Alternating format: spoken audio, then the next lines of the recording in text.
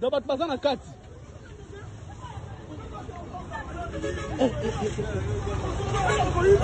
Bato baza okufa na kati bino bowele no biloko kolia. Mboka nini penza o Seigneur. Bato bana kati misuku ba omona na te.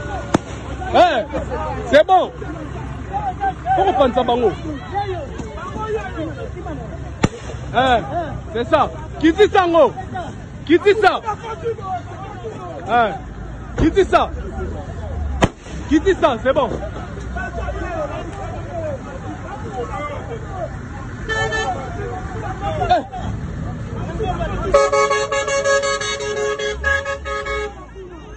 Batu bazo kufa.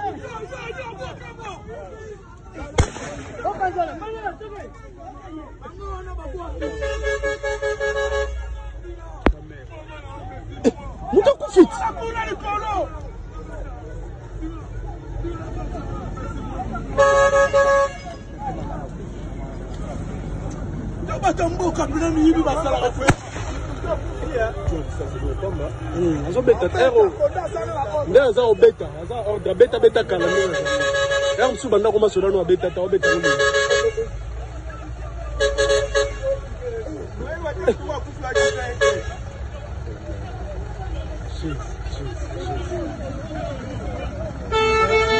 Novembre 2022, l'armée rwandaise et ses supplétifs des terroristes du M23 ont attaqué ce jeudi 1er décembre 2022 les positions des FARDC tenues par le 34e régiment d'infanterie à Kalima, à hauteur du pont sur la rivière Rwindi, dans le groupement Bambo, chefferie de Bwito, en territoire de Rutshuru.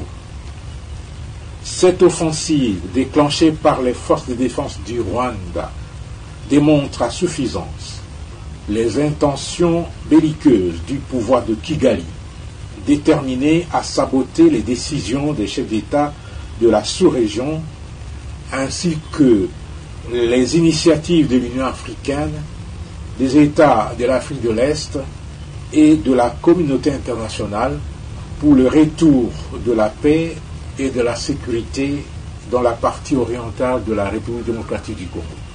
C'est pourquoi, malgré la feuille de route contraignante du mini-sommet de Luanda, aucun désengagement des forces rwandaises et des terroristes du M23 n'est observé sur le terrain.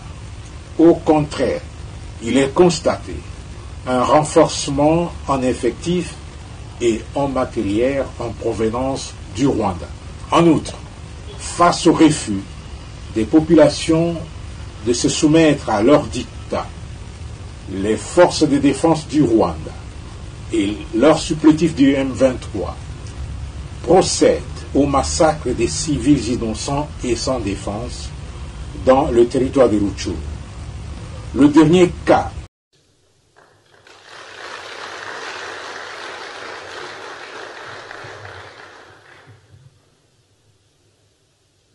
So this problem can be resolved if one country headed for elections next year is not trying to create grounds for an emergency so that elections don't take place. Well, not that he won the first elections, as we know. So if he's trying to find another way of having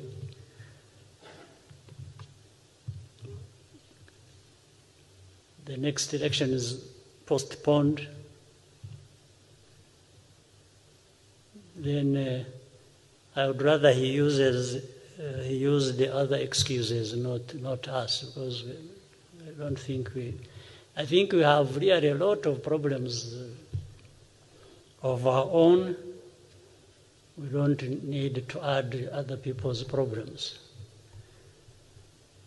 But what is surprising is that I've never.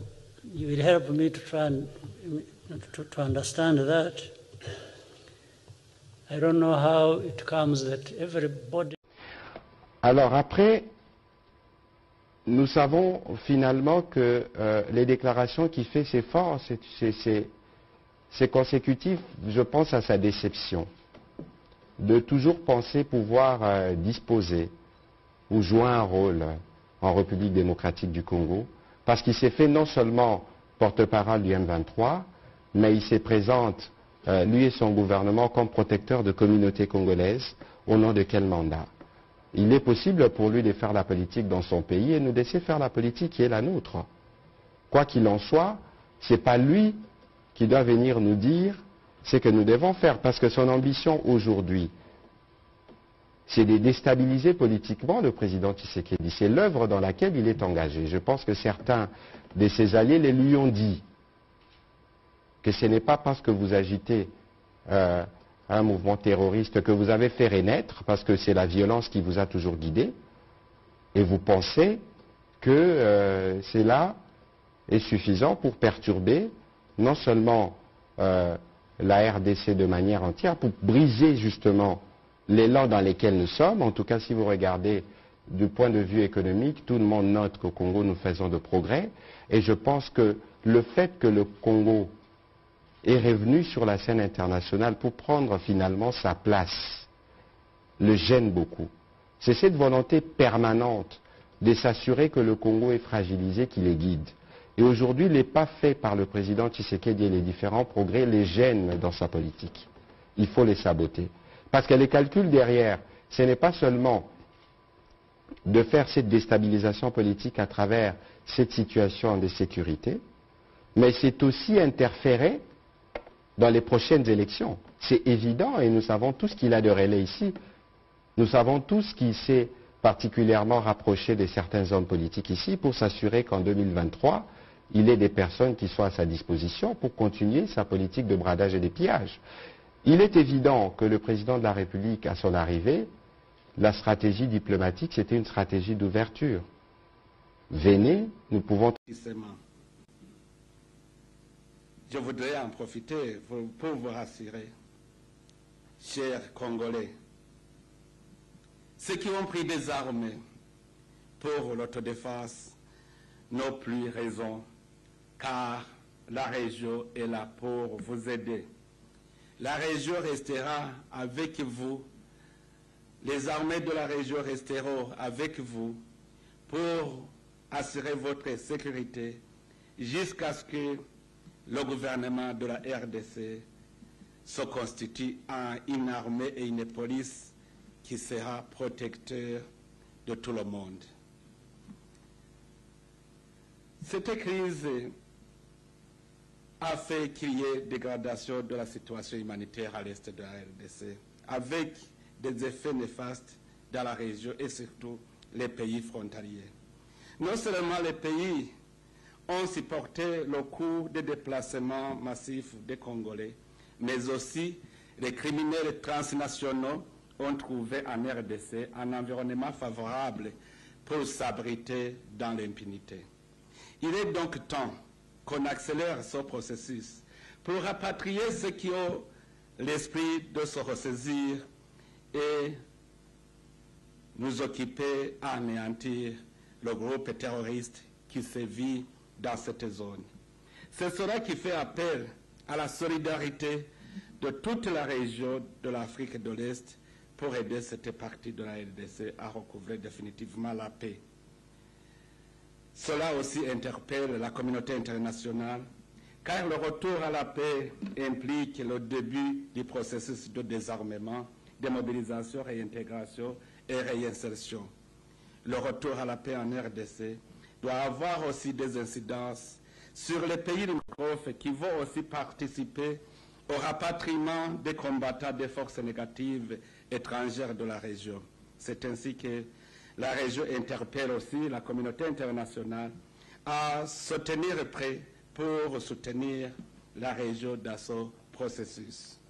Nous demandons également aux Nations Unies d'apporter un soutien financier au processus de Nairobi relatif aux opérations militaires des forces de l'Afrique, des forces de la communauté de l'Afrique de l'Est, sans oublier d'appuyer logistiquement le dialogue intercongolais. Je vais vous donner une anecdote. Imaginez-vous deux enfants qui échouent à se partager une orange. Quand ils échouent, ils appellent quelqu'un d'autre. Mais lui aussi qui voudrait en prendre une partie, vous le demandez de partager cette orange. Et vous ne voulez pas qu'il en mange. Ce qu'il va faire, en cherchant à partager, il va presser jusqu'à ce que le jus tombe sur terre et vous allez avoir une orange, sans jus. C'est pour cela que je voudrais vous conseiller, vous-même les Congolais, de chercher des solutions d'ensemble pour votre nation. Et ne laissez pas derrière personne. Parce que si vous le laissez, c'est lui-même qui vous sera une épine dans l'avenir. C'est pour cela que c'est mieux de parler franchement de votre problème et de le résoudre entre vous-mêmes.